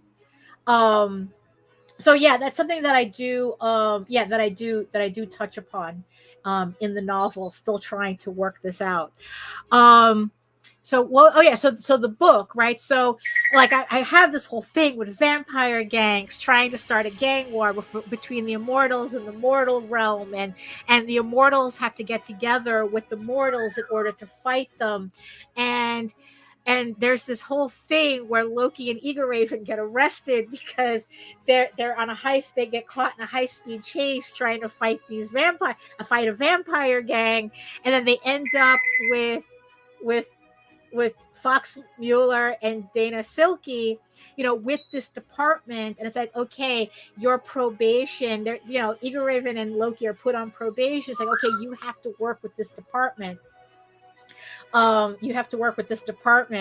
And then there's kind of like this scene in my head that I have to try to make sense somehow, where it's like, so that for some reason they have to go to Las Vegas.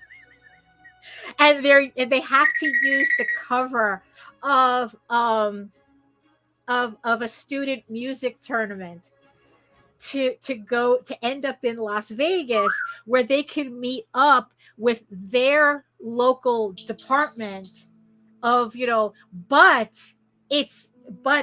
their representatives in Las Vegas is Coyote and Cocopelli. So Coyote being a Native American trickster god, right? So, so it's like, so they have, so this department happens to have a trickster god and Cocopelli, with them, working for them. And they're investigating, a rash of vampire gang activity in Vegas, and EGORAVEN and Loki have to get involved, and it's a whole thing. And I'm trying to make this, and this story, I'm trying to get it to make sense. But the thing is, though, but it all boils down to what are the rules of of the magic in my world, so that I know how these stories can come together. As ridiculous as they sound right now. It's just it's like just there's a lot rattling up over here. And it's like, look, a lot of this world building, this is the funny thing with world building, is that a lot of this never makes it onto paper. That's the funny thing about it, right? That it's like I'm putting in a lot of this thought, and a lot of, and it's like a lot of great ideas were hashed out. Thank you, Jake. Thank you, Joe. Oh, that reminds me. Hold on. That reminds me. I don't know who it is, but it probably is for Hogwarts guys. I asked my friend Joe, I asked my friend Jake. They said it was for Hogwarts guys. And that's exactly what happened, right? I asked my friend Joe, asked my friend Jake, and you said it was, read the Dungeons and Dragons manual. So that's the funny thing about world building, is that a lot of people think that, oh, you have to have a complete world. You have to have that first before you even write your story. And actually, it's just the opposite. I think you have to have just enough to start your, to do your story, and then you can build on it as your story builds. Because a lot of people, I see it all the time, they use the excuse of, oh, I'm still story building, before they even write one paragraph. And they never write their book because they never finish storytelling. They never finish world building. And it's,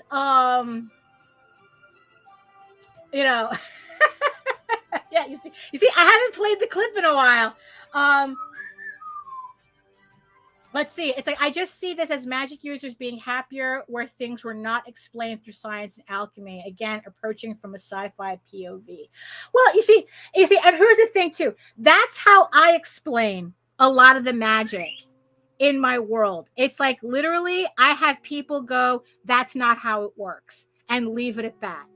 You know, it's like there comes a point where, you know what? I'm not going to sit here and literally create a D&D manual. I'm not doing that.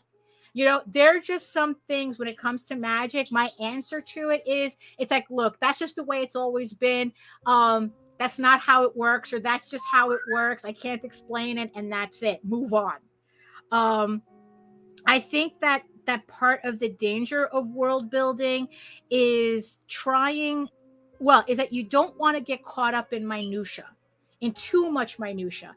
It's one thing if it's like, if it is something that becomes important to the story that you need to kind of hash something out. But, you know, most of the time though, it's like, look, you literally can say, this is just how it's always been, and move on. You know, there comes a point where it's like, you know what? Do you really need to know how a spell actually works? It's like, no, it's a spell. It's like, you know what? There are just some things that if I am doing my storytelling correctly, if I am doing my world building correctly, I should be able to say shit like that without people finding it strange. I mean, I think about when I read Dune for the first time, and talk about a guy who doesn't explain shit. Frank Herbert does not get into detail. Really, he doesn't get into detail about how the spice works biologically. You know, he just says, this is what happens when people take spice. If you take enough spice, you become a navigator. You know, it's like, it's like, you know, okay, your eyes turn blue, you know, but he doesn't explain what actually physiologically happens in the eyes to turn them blue. That, you know, I mean, it's like the way no ships work, the way the aloxal tanks work. I mean, it's like you kind of, you know, once he explains what an aloxal tank is, like, oh, okay, that's gross. And you just leave it at that. You know, you don't have to go into complete minutia with it. I mean, yeah, I agree, Patrick. I mean, this is why we call magic. Yeah, it's like, I actively fight scope creep. It's the daily boss fight whenever doing pre-production. It is, because again, you don't want to get caught up in minutia. You know, you want to get enough information that it adds that verisimilitude to your world. That's the reality that people are looking for when they're reading something. They don't want, when people say they want realism, they don't want reality. That's why, you know, there's all this pushback against so-called political comics, because it's like, that's not the reality we want. You know, it's like, and also for the fact that they're usually ham-fisted about it, and it's like that's not what they want either. They want reality that actually fits in that world. You know, that actually makes sense in that world. I mean, really, I know it doesn't look like I did much, but you can kind of see where it's building up. The inking is building up over here, but you know, hey, you know, let's see, again, the fight of believing and accepting the nature and existence of things, magic, as opposed to understanding the form and application of things, science. And like I said, in my world, I like to see that the both end up working with each other. You know, so it's like, yeah, it's if there's any war in my story, it's immortals versus mortals. And as already established in the series already, is that mortals are more than happy to work with magic users. It's just that immortals, they don't trust because they can't control that magic. Let's see, it's called believability because it requires lies to sell the world. Yes, I mean, well, but that's exactly what it is. So it's like, yeah, so every time I go running, this is what ends up going through my head. The endorphins releases this, hey, we got to figure out some world building here while you're exercising. It's like, fine, we'll do that. So yes. Oh my goodness. I mean, so I think we hashed out a lot. I really do like what we came up with. It's like I'm glad that what I'm talking about, because like obvious. So at least I'm a little confident that what I'm thinking about makes sense, as weird as it sounds. Because like I said, I'm still like hashing a lot of this out, because it kind of becomes more important to certain stories. Like I said, I don't want to get wrapped up in minutia, but I just want enough so that the stories make sense when I finally put them together. And it's a fun, and the thing about Joe mentioning alchemy, because in another novel that I'm still putting together, I'm still outlining, The Heart of the Unicorn. It's literally a story about immortals versus alchemists. So it's like, so there's these two alchemists that turn out to be serial killers. And so it's like, yeah, so there's going to be that conflict between magic users and alchemists. And I already have this thing going back to the rune magic. Going back to rune magic is that that alchemists are trying to use magic, but they're not magic users. And depending on, and it's the symbols that hold the power, not the person using it. But they have to scroll them correctly in order to activate them, whatever it is that they're trying to do. So there's a line where there's a line that I have in one of my kind of like beta paragraphs, that where Loki's explaining, it's like, look, that cretin back there, he's using malevolent magic, which is the alchemy, the way he describes alchemy.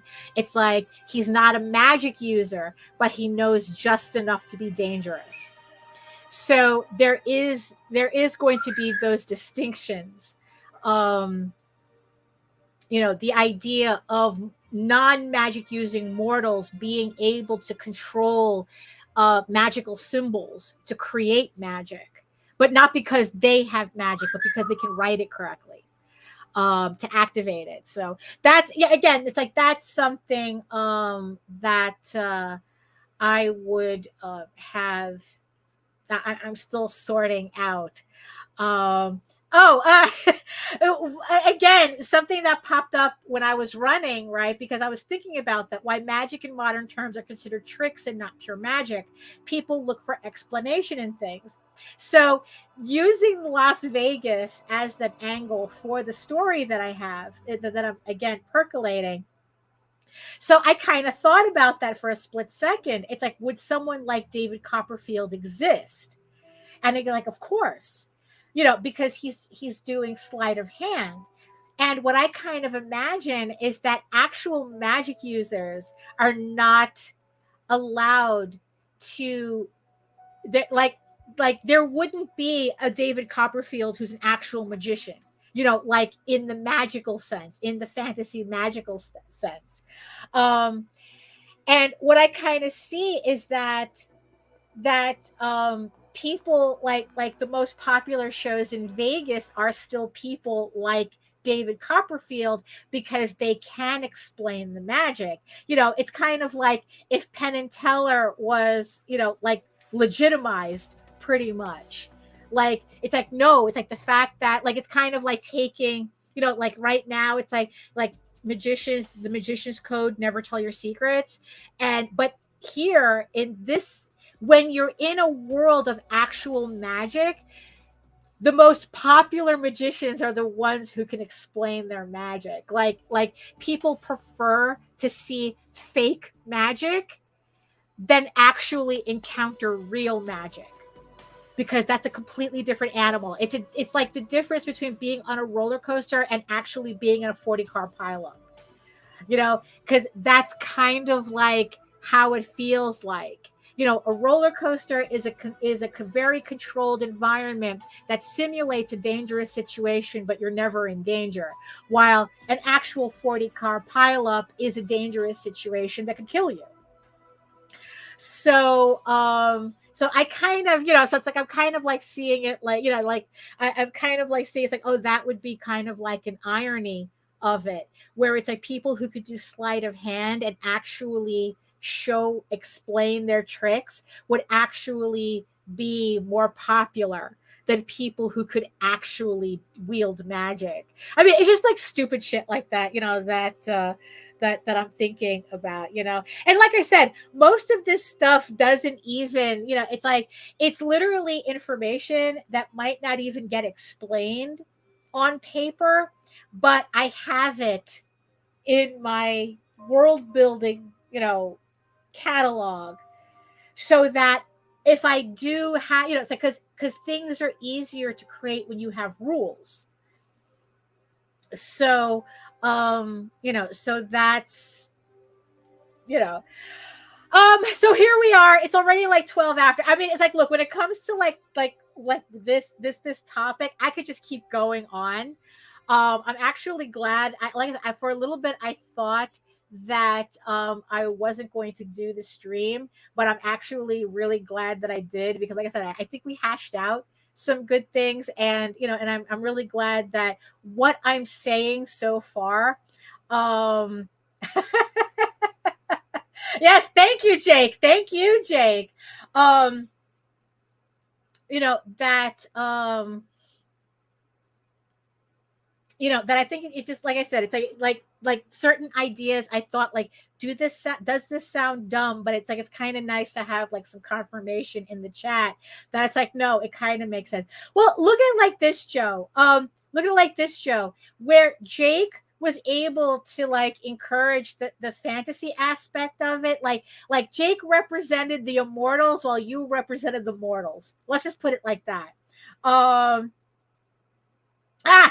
Especially with road beat. Exactly. So you kind of like, so the both of you going back and forth were kind of like giving me like kind of like the both ends that I'm trying to figure out, like how immortals look at it and how mortals look at it. So, you know, so it works out in the end. Not everybody, you know, it's like, but that's what gives me more realistic rules to work from, you know. Here we go. And she wonders how she reached a reader like me for EGORAVEN. You're doing the thing that does. You're doing the thing that does. You're not approaching it for soul fantasy POV. You can make me understand what's going on despite the genre. Yeah, that's kind of yeah, I guess. And I think that has a lot to do with the fact that I'm not like really like, I like the fantasy genre. I like the medieval genre. You know, I like the aesthetic. But the thing is, though, is that I'm not writing for a medieval audience. I'm writing for a modern audience. And there are just certain things that I want. Yeah, exactly. Yeah, you know, yeah, like thoughts like that, random thoughts like that. It's like, oh, I can't be asked about genres. Yeah, exactly. There you go. Yeah, it's like, you know, I want to be able to have some level of modernity in it, of you know, like what's going on now, more about like, I don't want everything to be like so very specific. You know, that's why the idea of like that foundation of A Knight's Tale and The Witcher was very freeing for me, because it's like, I don't have to worry about, oh, is this accurate to the time period? It's like, it's a fucking fantasy. I can do whatever the fuck I want. and I think that allows me to make a better story, a more relatable story, because of that, rather than like completely being focused on like, oh, it has to like be, like it has to be accurate to 12th century Europe, and it's like, no, it doesn't. It doesn't. It really doesn't. So here we are. So as you can see, I kind of was able to work on the piece a bit. You can kind of see where it's beginning to build up and whatnot. Hopefully it's like I can get this piece done. So I'm probably going to do this piece in pieces, because after the show I want to go back to doing more pages for EGORAVEN issue 8. So I'm going to work on that, because again, I want to get enough done so that on the weekends I have more sketching, more commission sketching to do. I have to finally sketch out some artwork for Jose for his next Oswald book. So I have to spend time on that. So I want to get as much done by Friday,